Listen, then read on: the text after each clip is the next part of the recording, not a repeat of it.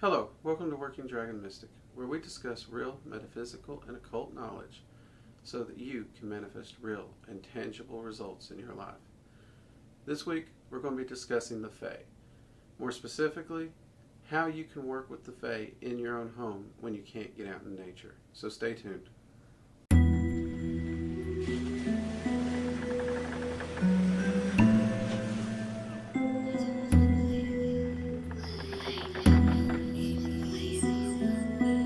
Hello.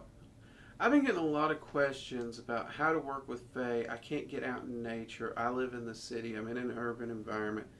Can I work with the Fae? And the easy answer to that is always going to be yes. And then the next question that follows is how. And I love getting your all's questions. I do try to answer them, but the channel's growing and I'm having a harder and harder time being able to get to them all. And this is actually such a popular topic and a big topic that I actually wanted to go ahead and do a video on exactly how you can work with the Fae if you can't get out in nature where everyone seems to want to work with them, even though you don't have to. And I wanted to try and break it down and simplify it for you. One thing I did do is I basically hit up a store, your standard store, Wally World, dollar store, whatever you want it to go to, you could go. And I picked up some cheap incense. I picked up white sage, mainly because it was actually on sale. But any incense will work, especially if it's floral scented, sweet scented, something along those lines. But any incense will work. If you like it, use it. Now next, I went over to the candle section and I picked up this. I've actually used it once, but it's just an El Cheapo candle holder. In the bottom here, it's got a place where you could put a taper candle, or you can sit down a tea light in there. Now, you could use this for a candle, or you could use it for an offering vessel, because when you're working with the Fae, you want to keep your offering vessels small, unless you're working with a specific Fae that you know is going to be larger. In which most cases, you don't know that right away. So for general workings with Fae, you want to keep everything small. Now, another thing I picked up was a shot glass. Okay, I won't lie. This I already had. This one I already had on hand. In fact, you've probably seen it in the background here next to my decanter. But this makes a great offering vessel as well. Shot glasses are very cheap, very easy to come by. And you can get them in all shapes, colors, and sizes these days. So they're great offering vessels for the Fae. And yes, before someone asks, you can use plastic materials. You can use almost any material you want. Just stay away from metals that contain iron, which is honestly most metals will contain some level of iron. So you want to stay away from metal items. You want to go plastics, paper, styrofoam, glass. I know a lot of people, paper and styrofoam, they're like, ugh. Even plastics will make them cringe, which is fine. You can use glass or wood, that's fine. But for those of us who we don't have the luxury to go around, find the exact thing we want, or be picky, Dixie cups will work. They really will. The Fae don't mind. Now, next thing you're going to want to do once you get some offering vessels, and you probably will want at least one candle holder and a place to put your incense, is you need to find a place in your house that's kind of tucked off, has a little bit of privacy, but is also somewhat inclusive to the house, part of the family. So one example is that corner in the living room that no one ever uses. You know that corner? Most of us have it. Or there's at least a spot in the living room or a shelf somewhere in the living room where everyone gathers but no one ever uses that spot. That's where you're going to want to set up your little Fae area.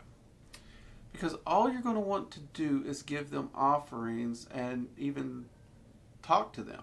And it's a lot easier than it sounds. So once we have our area, you want to keep it clean. You want to keep it nice and tidy.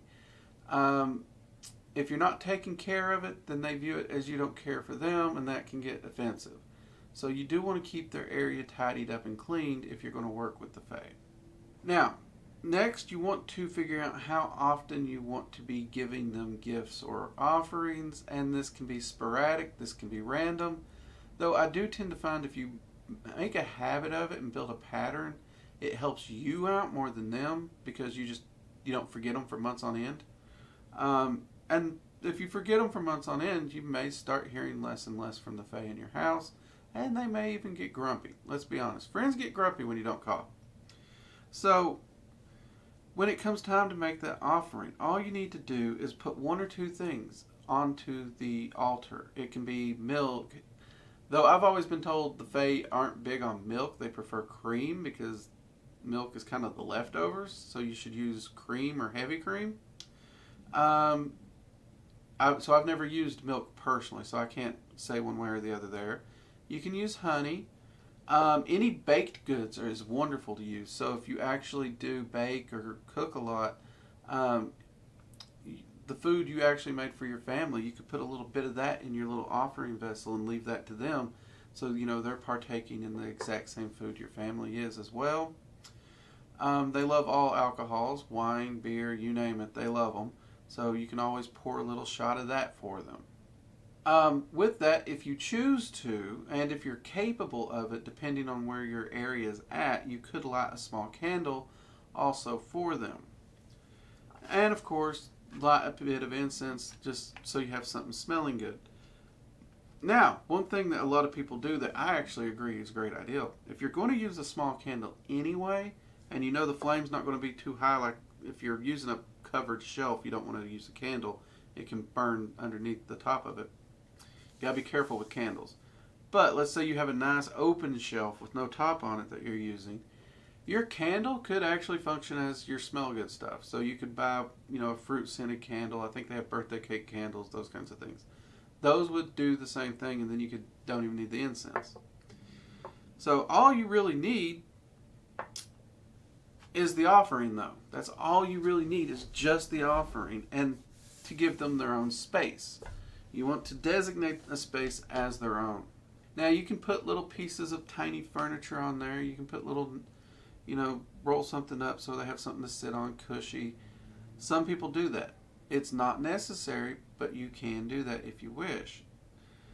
And keep the area clean and give your offerings. And when you give the offering, just tell them, this is for the Fae, thank you for your friendship, and thank you for sharing our home. Now, you're not asking for anything, you're not, anything like that. You're just saying, we welcome you, thank you. You're being kind, politeful, good-mannered, good hospitality kind of thing. And this will help you to build that relationship up with them. And the more they like you, the more they're going to help you throughout your day and throughout your life. And this is honestly the easiest and quickest way to start working with the Fae. Now, you never want to ask the Fae what their name is, because that's literally meaning, what is your name? What is your true name? If you happen across a Fae, if you see a Fae in your house, ask it, what may I call you? Or is there something I can call you so we can converse? At that point, they can give you a false name that they're willing to let you call them, but never ask for a name specifically, if that makes sense. And they will start to show up more and more. And if you think they're in the house with you, like let's say you're doing dishes and you think they're hanging around, talk to them. Just start talking. I know it might feel silly, it might feel like a one-sided conversation at first, but as you do it more and more, you will notice that they actually start responding, and you can actually feel their happiness, their joy, and their concern, and their actual interaction with you as well. Now, this is honestly the simplest way to begin working with the Fae that there is. I know some people will actually buy like a small chair for dolls, and they will put that somewhere in the house where the family gathers, and that's the Fae's space. That's their spot. That's their chair, and they will leave the offerings actually up underneath that chair.